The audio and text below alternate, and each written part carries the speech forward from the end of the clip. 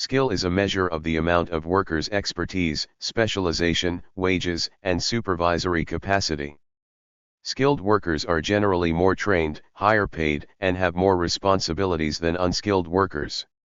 Skilled workers have long had historical import as masons, carpenters, blacksmiths, bakers, brewers, coopers, printers, and other occupations that are economically productive. Skilled workers were often politically active through their craft guilds. Relative demand of skilled labor. One of the factors that increases the relative demand for skilled labor is the introduction of computers. In order to operate computers, workers must build up their human capital in order to learn how such a piece of machinery works. Thus, there is an increase in the demand for skilled labor. In addition to the technological change of computers, the introduction of electricity also replaces manpower, unskilled labor, which alters the demand for labor skills. Technology, however, is not the only factor. Trade and the effects of globalization also play roles in affecting the relative demand for skilled labor. For example, a developed country purchasing imports from a developing country, which then replaces products made with domestic, low-skills labor. This, in turn, decreases the demand for low-skills workers in the developed country. Both of these factors may increase the wages of highly skilled workers in the developed country. Foundation, transferable, and technical and vocational skills. The EFA Global Monitoring Report 2012 proposes a useful approach to different types of skills in relation to the world of work. It identifies three main types of skills that all young people need: foundation, transferable, and technical and vocational skills, and the contexts in which they may be acquired. Foundation skills. At their most elemental, foundation skills are the literacy and numeracy skills necessary for getting work that pays enough to meet daily needs. These foundations are also a prerequisite for engaging in further education and training, and for acquiring transferable skills and technical and vocational skills. Transferable skills. Finding and keeping work require a broad range of skills that can be transferred and adapted to different work needs and environments.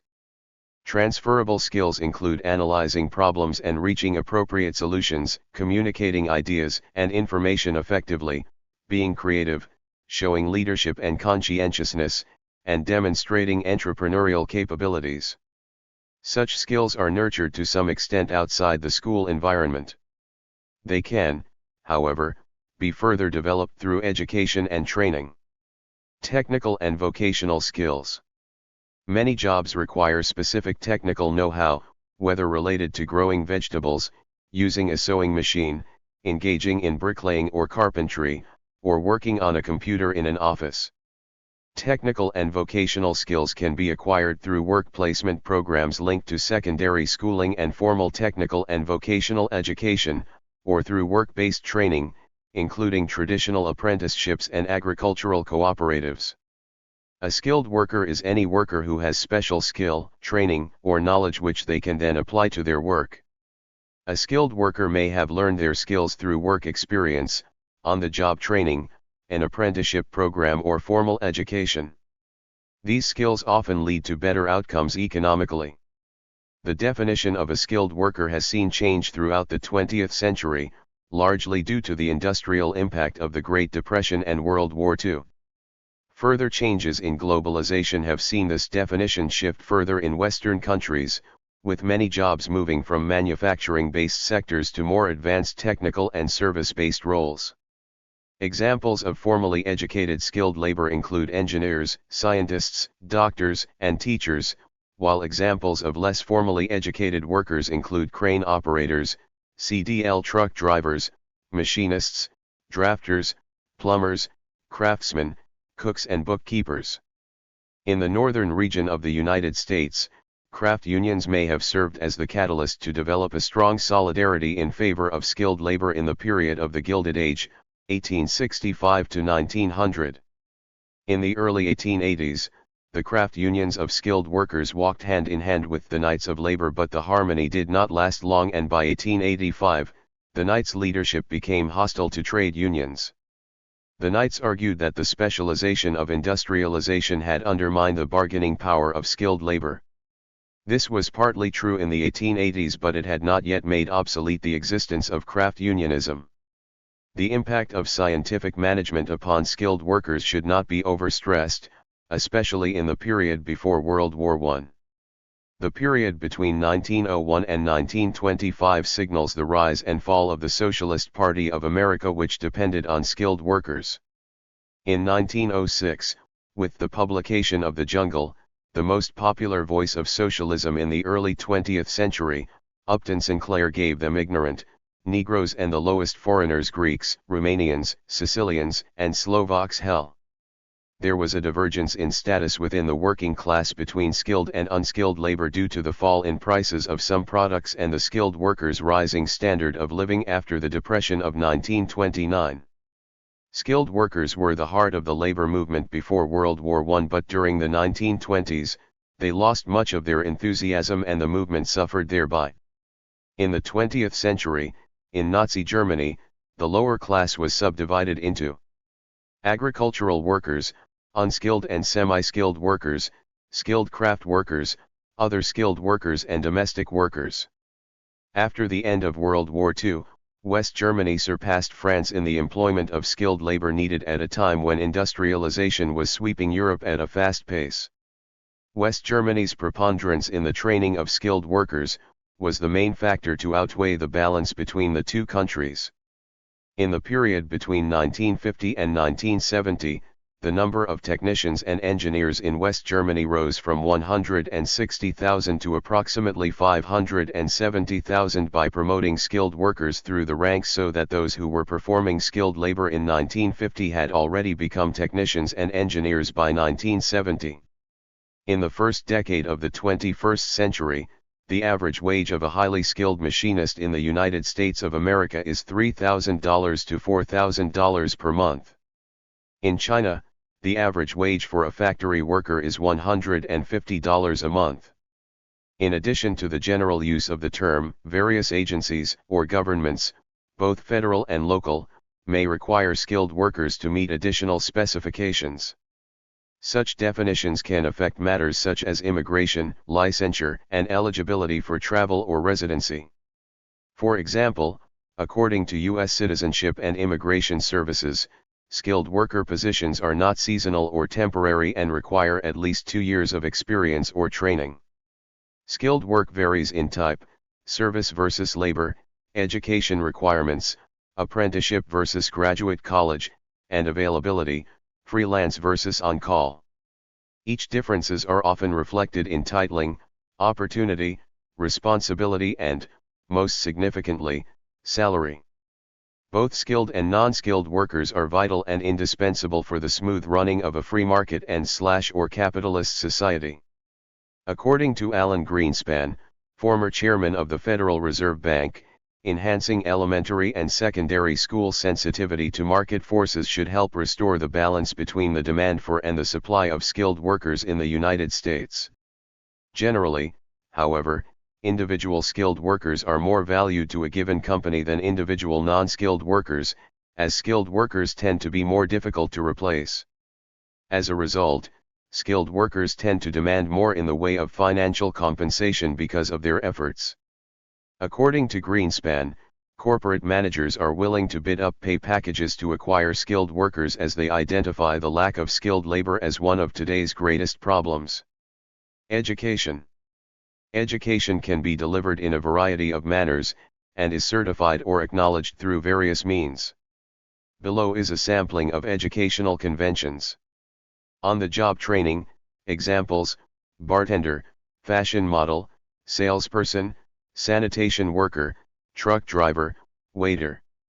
Apprenticeship, examples: carpenter, electrician, lineman, mason, mechanic, plumber, welder. Vocational degree, examples: chef, cosmetologist, dental assistant, paralegal. Associate degree, examples: diagnostic medical sonographer, draftsman, healthcare assistant, HVAC technician, licensed practical nurse, medical laboratory technician, optician, web developer. Higher apprenticeship, examples, chartered engineer, chartered accountant, management consultant, lawyer. Undergraduate degree, examples, accountant, journalist, registered nurse, software engineer, elementary or high school teacher. Professional degree, examples, architect, dentist, engineer, executive, investment banker, lawyer, pharmacist, physician. Graduate degree, examples, astronaut, historian, mathematician, nurse anesthetist, scientist. University professor. Benefits. Skilled workers are an invaluable asset to companies. Benefits of a skilled workforce include increased productivity. Companies may benefit from the increased specialization of workers as they have attained the associated skills of a job to a high degree. Economies of scale.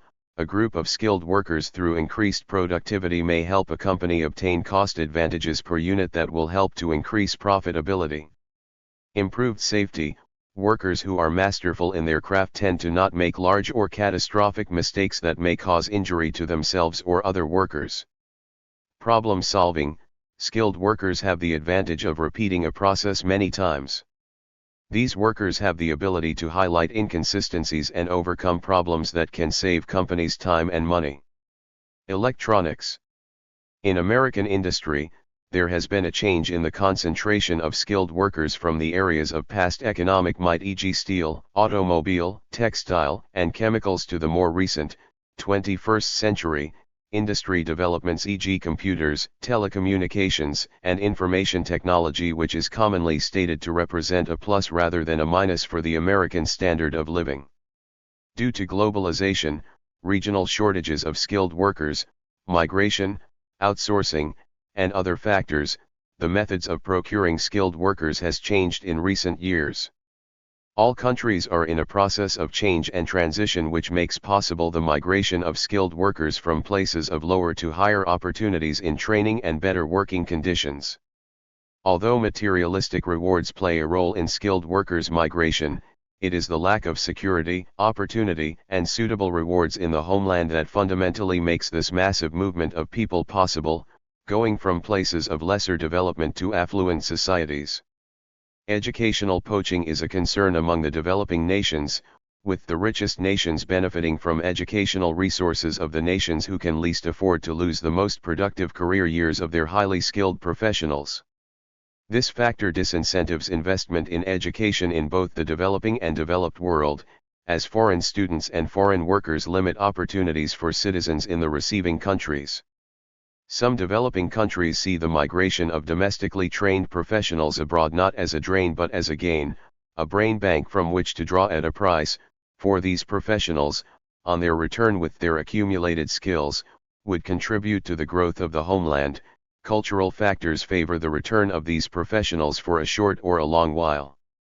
However, policy in the United States is geared toward making non-immigrant visas eligible for adjustment of status to permanent residence status. Highly skilled workers' migration intensity. The demand for information technology, IT, skilled workers is on the rise. This has led to a lessening of the immigration restrictions prevalent in various countries. Migration of skilled workers from Asia to the United States, Canada, the United Kingdom and Australia is common, especially among students, and the temporary migration of IT skilled workers. Data shows, however, that the migration of skilled workers from Canada, Germany, the United Kingdom and France to the United States is only temporary and is more like a brain exchange than a brain drain. World Bank policy on fair exchange. Brain drain literature focuses mainly on the high cost of skilled migration for the homeland or sending country. This loss can be partly offset if the migration is only temporary. Developing countries invest heavily in education. However, temporary migration can generate a substantial remittance of capital flow to the homeland. This flow of capital plus the additional knowledge gained would do more than compensate the homeland for the investment made originally in educating the skilled worker. The key to temporary migration is a change in the trade and immigration policies of the receiving country and a stepping up of the demands of the sending country for the return migration of skilled workers. On January 1, 2015, the Government of Canada implemented the Express Entry immigration system under the economic class, including the Federal Skilled Worker Program. Under Express Entry, federal skilled workers across 347 eligible occupations who meet minimum entry criteria, submit an expression of interest profile to the Express Entry pool. The profiles of candidates in the pool are ranked under a comprehensive ranking system. Under apartheid, the development of skilled workers was concentrated on the white inhabitants, but after the socio-political upheaval of the 1990s, these same skilled workers are emigrating, a highly sensitive subject in contemporary South African society. The media in South Africa has increasingly covered the brain drain in the 1990s. Starting in 1994, when a democratically elected government took control of the reins of power, official South African statistics show a greater emigration of skilled workers. The validity of this data has been questioned. The European Union brought policy into force that paved the way for skilled workers from outside the Union to work and live in the EU under the Blue Card, European Union, scheme. The key reasons for introducing this policy are an aging population in general and an increasing shortage of skilled workers in many member states. Thank you for watching this video.